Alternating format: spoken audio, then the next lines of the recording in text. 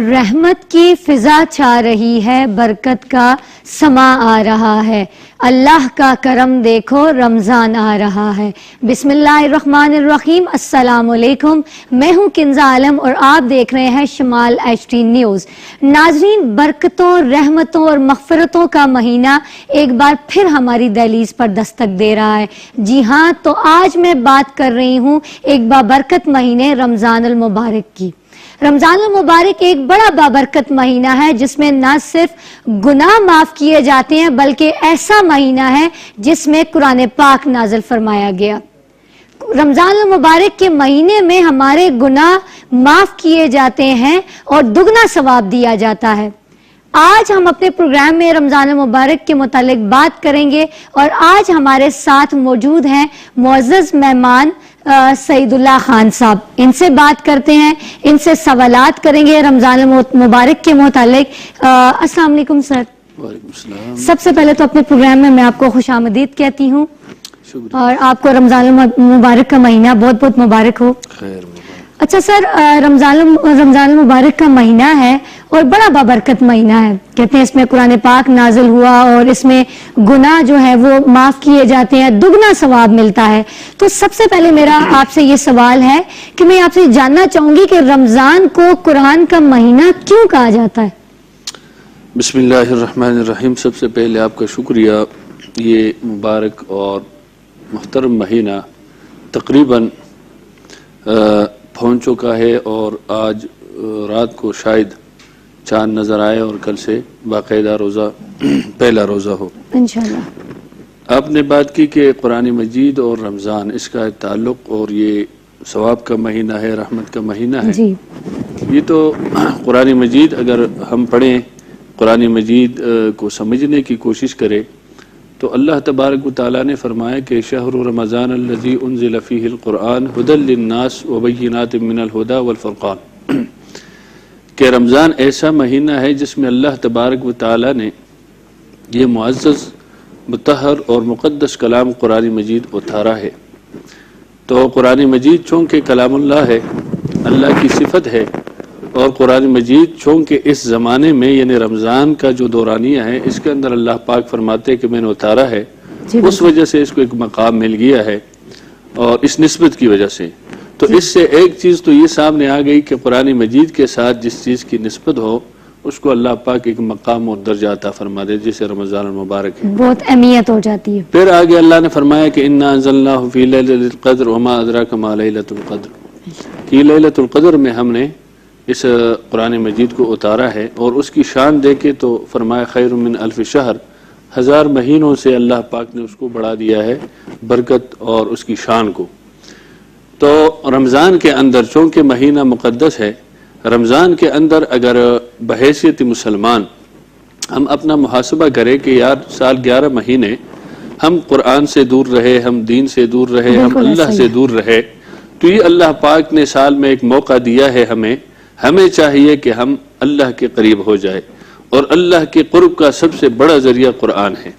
اگر ہم سمجھنے کی کوشش کریں تو قرآن مجید دیکھو، اگر ہم قرآن مجید کی صرف تلاوت کریں، ہم نہ سمجھیں تو بھی باعث اجر ہے، باعث ثواب ہے، باعث برکت ہے۔ اور اگر ہم ساتھ ساتھ سمجھنے کی کوشش کریں کہ قرآن مجید میں اللہ پاک نے ہمیں کیا فرمایا ہے، قرآن مجید کے اندر کیا احکام ہے، کیا ہم سے قرآن مجید بول رہا ہے، تو وہ نور علی نور ہو جاتا ہے، ثواب، اور سمجھنے سے پھر آدمی بہت ساری برائیوں سے، بہت سارے گناہوں سے بچ جاتا ہے۔ تو اس لیے کہتے ہیں کہ روزہ جو ہے یہ جسم کو قابو کرتا ہے، اس کے لیے اللہ تبارک و تعالیٰ نے اتارا ہے اس کا حکم، اور قرآن کی تلاوت جو ہے وہ روح کو زندہ کرتا ہے، بے شک کہ جتنا آدمی قرآن پڑھے گا اتنا روح تر و تازہ اور مضبوط رہے گا۔ تو یہ دونوں چیزیں جب ہوگی، جیسے جسم ہے، جسم کے لیے علاج ضروری ہے، تو ایسے روح کی علاج بھی ضروری ہے تاکہ دونوں توانا ہو۔ جب دونوں چست اور توانا رہیں گے تو یقیناً آدمی کا ایمان مضبوط ہوگا، ایمان مضبوط ہوگا تو اللہ راضی ہوگا۔ جی بالکل، روح کی تازگی کے لیے بھی قرآن کی تلاوت ضروری ہے، بہت ضروری۔ اچھا مولانا صاحب، آپ نے ایک بات کی ہے کہ سال کے جو 12 مہینے ہوتے ہیں اس میں ہم 11 مہینے قرآن پاک کی تلاوت نہیں کر سکتے، پہلے تو بدبختی ہے جو لوگ قرآن پاک کی تلاوت نہیں کرتے. چلیں اگر نہیں کرتے تو یہ مہینہ ہے رمضان المبارک کا مہینہ ہے, اس میں قرآن پاک کی تلاوت ضرور کرنی چاہیے. اگر آپ سمجھ نہیں سکتے آپ نے کہا ہے تو اس کی تلاوت بھی کر دیں تو اس کا اجر و ثواب بہت زیادہ ہے. اچھا آپ سے میرا یہ سوال ہے, اسی آپ کی بات سے میں آپ کا سوال دوں گی آپ کو کہ آج کا نوجوان قرآن پاک سے کیوں دور ہے؟ اس میں کیا وجہ ہے؟ نوجوان یا کوئی بھی کیوں دور ہے؟ اصل میں وجہ یہ ہے کہ قرآن مجید اللہ کا آخری کلام ہے, یہ ہم سب کا نظریہ ہے اور عقیدہ ہے. اس کی بنیادی وجہ یہ ہے کہ ہم پر دنیا غالب ہے. بالکل قرآن نے, رسول اللہ صلی اللہ علیہ وسلم نے بھی فرمایا ہے کہ جب دنیا غالب آئے گی لوگوں پر تو وہ دین سے دور ہوں گے. اس وقت ہم جب دیکھتے ہیں کہ قرآن مجید ہے, قرآن کی تلاوت ہے, قرآن پڑھنا, پڑھانا, سمجھنا, عمل کرنا ہے, اور دوسری طرف دنیاوی لالچ ہے, دنیاوی چمک دمک. بالکل ایسا ہی ہے. تو جب ہم دنیاوی چمک دمک اور دنیا داروں کو دیکھیں گے اور ہم یہ کوشش کریں گے کہ بھئی میں دنیا کی دوڑ میں ایک دوسرے سے ہم آگے نکل جائے, تو پھر دین پیچھے رہ جاتا ہے, قرآن پیچھے رہ جاتا ہے. ہمیں یہ سوچنا اور چاہیے. اللہ فرماتے ہیں کہ فاستبقوا الخیرات, آپ کی دوڑ دھوپ, آپ کا دوڑنا, ایک دوسرے سے آگے بڑھنا خیرات کے یعنی نیکیوں کے اندر اور دینداری کے اندر ایک دوسرے سے آپ آگے بڑھے. حالانکہ حسد کسی چیز میں جائز نہیں ہے, دنیاوی لحاظ سے روکا ہے شریعت نے, لیکن دینی معاملے کے اندر اللہ اور اللہ کے رسول اور شریعت نے کہا کہ اس میں آپ حسد کر سکتے ہیں. مطلب ایک آدمی ہے وہ دینداری میں آپ دیکھتے ہیں کہ یاری بہت آگے ہیں, تو آپ کوشش کریں کہ آپ ان سے آگے بڑھنے کی کوشش کریں کہ ان سے آگے نکل جائیں آپ. اس میں فائدہ ہمارا ہی ہے. ہم اگر اللہ کی عبادت کریں, قرآن پڑھے, قرآن کے قریب آ جائے. دوسرا اس کے ساتھ ساتھ جو ہمارے خاص کر کے نوجوان ہیں وہ جو سوشل میڈیا ہے یا یہ چیزیں جو جب سے آئی ہیں اس کے بعد سے نہ صرف قرآن سے دور ہو گئے بلکہ ہم اپنے نماز سے بھی دور ہو گئے ہیں. ہمارے نوجوان اپنے مساجد سے بھی دور ہو گئے ہیں اور اپنے دینی حلقوں سے بھی دور ہو گئے ہیں. تو اس کے لیے سب سے پہلے گھر کا ماحول چاہیے کہ بچہ جب گھر میں ہوتا ہے تو گھر کے اندر اسلامی مذہبی ماحول ہوں گے تو وہ ان چیزوں کے قریب ہوگا. پھر جب وہ گھر سے باہر نکلتا ہے, ماں باپ سرپرستوں کا کام ہے کہ ایسے ماحول میں اس کو جانے دے کہ جو دینی ماحول ہو, دین سے دور کرنے والا نہ ہو, تو وہ پھر ان کے قریب رہے گا.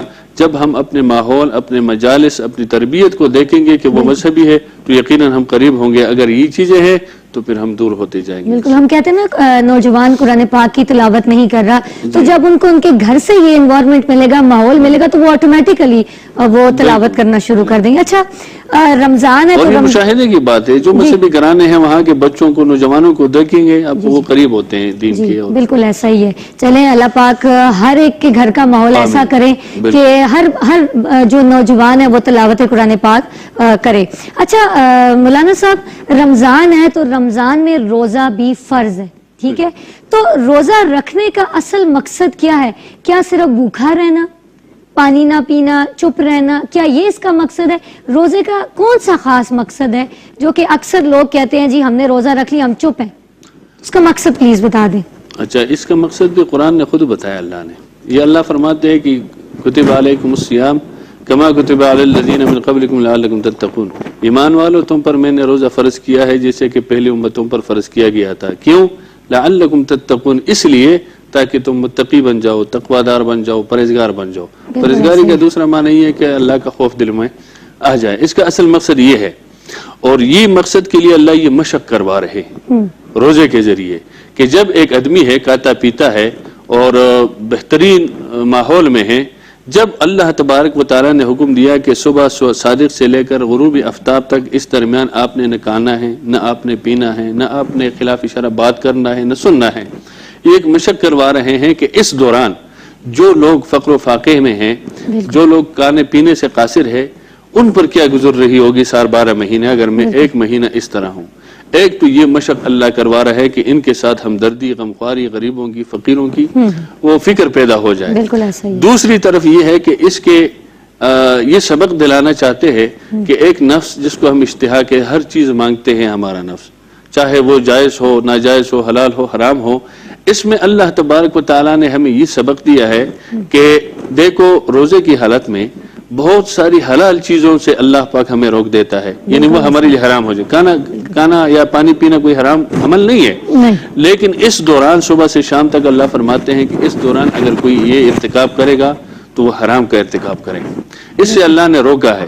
تو یہ مشق اس لیے کرواتے ہیں کہ جب ایک حلال چیز حرام ہے تو عام حالت میں حرام چیز سے یہ زیادہ اپنے آپ کو بچانے کی، روکنے کی کوشش کرے گا، اور ساتھ ساتھ اس سے دل کے اندر وہ ایک نرمی پیدا ہوتی ہے اور خوف الہی پیدا ہوتا ہے کہ ایک آدمی ہے، چونکہ روزے کا تعلق صرف اللہ اور بندے کے درمیان ہوتا ہے. مثال کے طور پر میرا روزہ ہے، اب یہ روزہ آپ کو نہیں پتا کہ میرا ہے، یعنی بند کمرے میں جا کر میں کہوں بارہ کی جی میرا روزہ ہے، یہ کسی کو نہیں پتا، یہ صرف اس بندے اور اللہ کو معاملہ ہے. تو جب آدمی تنہائی میں ہو، محفل میں ہو، بار ہو، کہاں ہو، وہ پھر بھی نہ پانی پیتا ہے، اس کو ستا رہا ہے پیاس یا بھوک، اس کے باوجود وہ اس حکم پر عمل کر رہا ہے، تو اس کا مطلب یہ ہے کہ یہ اللہ تبارک و تعالیٰ کے قریب ہو رہا ہے، اور اللہ یہ جانچنا چاہتے ہیں کہ میرا بندہ میرا حکم پر کتنا عمل پیرا ہے. اس لیے فرمایا ایھا الذین آمنوا، ایمان والوں کو مخاطب کیا ہے. بالکل ایسے. اچھا آپ نے بات کی صبر سکھاتا ہے روزہ، اور اس میں رمضان میں. اچھا مولانا صاحب، بہت سے ایسے لوگ ہیں جو رمضان میں آ کے وہ غصہ ان کو زیادہ ہو جاتا ہے، لڑائیاں جھگڑے، گالی گلو یہ کچھ کرنا شروع کر دیتے اور کہتے ہیں جی ہمارا روزہ ہے. اس میں آپ کچھ ایسا میسج دیں لوگوں کو کہ ان کو صبر کی تلقین دیں کہ اس میں روزہ صبر ہے نا، صبر کی تلقین دیں، ایسی کوئی ایسا میسج دیں تاکہ جو اس طرح کے لوگ ہیں وہ صبر رکھیں رمضان میں. دیکھیں قرآن مجید میں ایک آیت ہے، اللہ فرماتے ہیں کہ جب غصہ آ جائے تو غصے کو پی جاؤ، کنٹرول کرو. بالکل. اور نہ صرف غصہ کنٹرول کرو بلکہ معاف کرو اگلے کو. بالکل ایسا. نہ صرف معاف کرو بلکہ اس پر احسان کرو. یہ تین الگ الگ چیزیں بتائی ہے قرآن نے جی، کہ اس پر احسان کرنے، غصہ کنٹرول کرنے کا مطلب یہ ہے کہ آپ کو انہوں نے ستایا، تکلیف دی، آپ کچھ نہ کہے. معاف کرنے کا یہ ہے کہ یار ٹھیک ہے آپ سے غلطی میں معاف کرتا ہوں. احسان یہ ہے کہ بڑھ کر اپنے سے کچھ دو ان کو اپنی طرف سے، ان کا کوئی حق نہیں آپ پر. حدیث میں آپ علیہ السلام نے فرمایا، بلکہ شعبان کے مہینے میں رمضان سے پہلے آپ علیہ السلام کی ایک خطبہ ہے. آپ علیہ السلام نے فرمایا یہ صبر کا مہینہ ہے، غمخواری کا مہینہ ہے، اس کا پہلا عشرہ رحمت ہے، دوسرا مغفرت ہے، تیسرا جہنم سے آزادی ہے. یہ پوری تفصیلات ہے اس میں. تو اس میں آپ علیہ السلام نے فرمایا یہ صبر کا مہینہ ہے. صبر ہر لحاظ سے ہے، مطلب جیسے عام حالات میں میں نے جیسے پہلے کہا حلال حرام کی تمیز، جہاں عام حالات میں ہم یعنی ان خلافی شرع چیزوں سے اپنے آپ کو نہیں بچاتے، اس میں رمضان میں آپ اپنے آپ کو بچائیں، صبر کرے اس پر. مطلب حلال چیزوں کو بھی حرام کہہ دیا گیا ہے کہ اگر آپ یہ استعمال کریں گے، اس سے جب کریں گے تو جو حرام ہے ناجائز ہے اس سے بدرجہ اولا آپ اپنے آپ کو بچائیں گے. بالکل. جب ایک حلال چیز سے اپنے آپ کو بچاتے ہیں تو حرام سے تو لازمی بات ہے. تو یہ ہمیں صبر کی تلقین اور سبق دیتا ہے کہ اس لحاظ سے آپ اپنی آنکھوں کو صابر رکھے، کانوں کو صابر رکھے، زبان کو صابر رکھے، ہاتھوں کو صابر رکھے، تاکہ ہاتھ آپ کے غلط برائی میں نہ پڑ جائے، پاؤں نہ پڑ جائے، کانوں سے غلط بات نہ سنے، زبان سے غلط بات نہ کہے.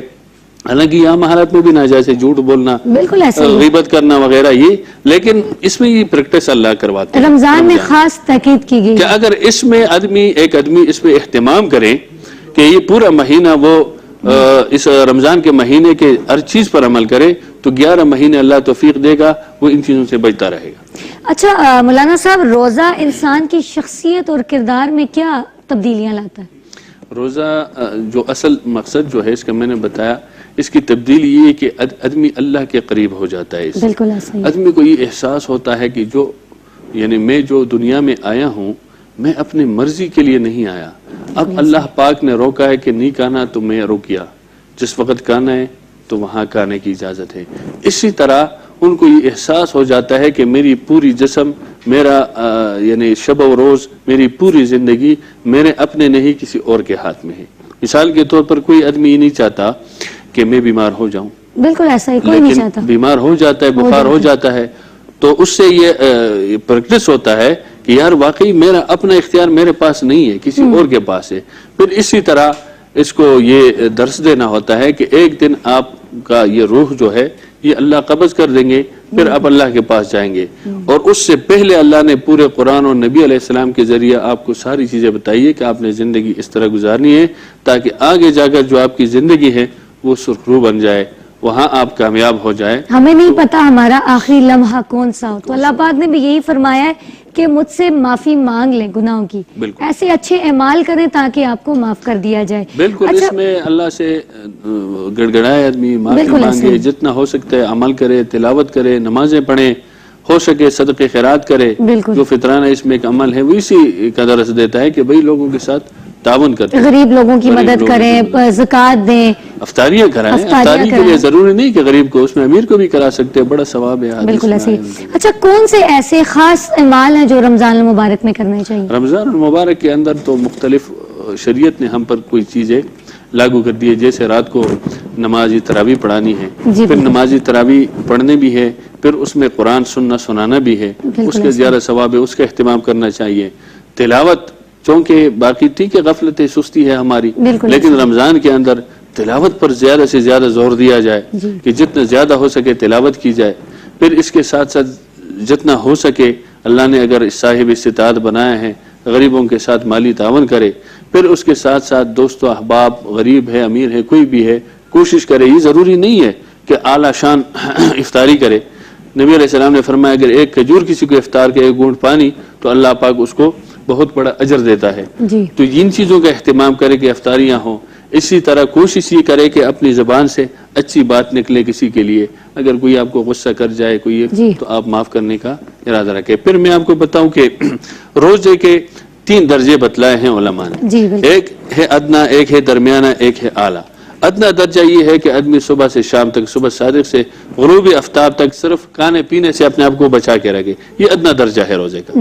باقی اس میں کوئی عمل نہ کرے، کوئی نماز نہیں پڑھتا، کوئی روزہ تو ہو جائے گا لیکن باقی محروم رہے گا.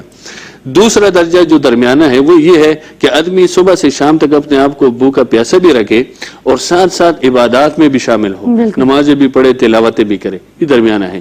اور جو اعلیٰ درجہ ہے وہ یہ ہے کہ آدمی بھوکا پیاسا بھی رہے، آدمی عبادات بھی کرے، اپنے آپ کو برائیوں سے بھی بچائے، صبر رکھے. جیسے حدیث میں آیا ہے کہ اپنے کانوں کا بھی روزہ رکھے، آنکھوں کا بھی روزہ رکھے، زبان کا، ہاتھ کا، ہر چیز کا. وہ جب ہوگا وہ ایک اعلیٰ درجہ ہے اور اللہ ہمیں اس کی توفیق دے کہ ہم اعلیٰ درجے والے روزے دار بن جائیں. 3 درجے بتائے گئے. بہت شکریہ مولانا صاحب آپ کا. اچھا جی، آپ نے مولانا صاحب کی گفتگو سنی رمضان کے لحاظ سے، آگے بھی ان سے رمضان میں گفتگو ہوتی رہے گی، خاص راتیں بھی آتی ہیں ان میں بھی ہوتی رہے گی.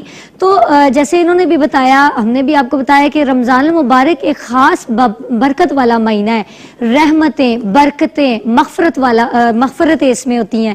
تو اس میں کوشش یہ کریں اچھے اعمال کریں، گناہوں سے بچیں، قرآن پاک کی تلاوت کریں اور غریبوں کو، مسکینوں کو، ان کا خیال رکھیں. اور جو لوگ نہیں بتا سکتے، سفید پوش لوگ ہیں، ان کی بھی مدد کریں.